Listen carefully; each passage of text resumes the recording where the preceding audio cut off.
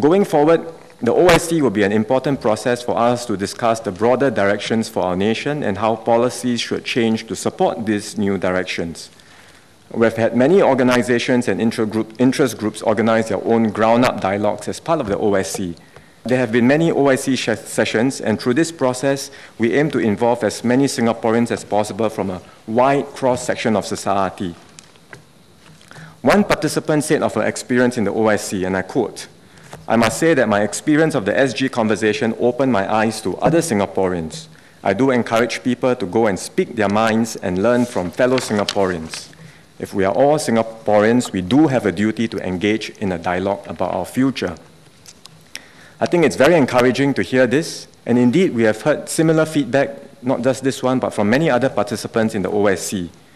And this is something that bodes well for our maturing society, because for any democracy to work, for our democracy to work, our citizens must be prepared to engage deeply on the issues that matter to them. And we already see this happening, as Mr. Zaki Muhammad said, the feedback on which, in terms of quality, is getting better. In the letters columns of our newspapers, in various online platforms, we now see more Singaporeans debating with each other, advocating their respective positions. Sometimes before the government agency has time to reply to a letter, you see a counter view from another Singaporean. And so these are positive trends. They demonstrate our people's desire to play a part in shaping the future of Singapore through robust dialogue and conversations, not only with the government, but also with each other.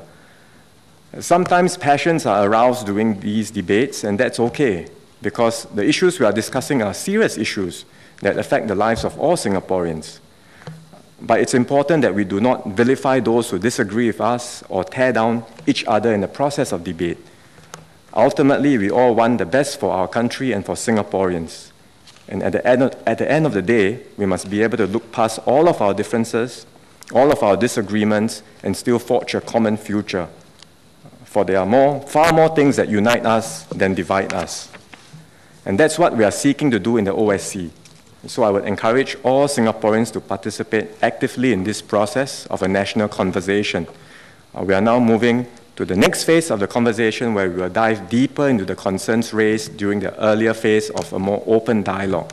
And there will be a range of issues to discuss in various forums and sessions where people can sign up to join the conversation in shaping our future Singapore.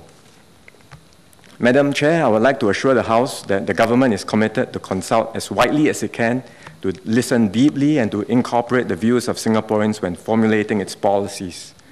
I acknowledge there are still areas to improve, but through the OSC, through efforts by REACH, through MCI's own information service officers, and through the efforts of all public agencies, we will do more to promote public engagement.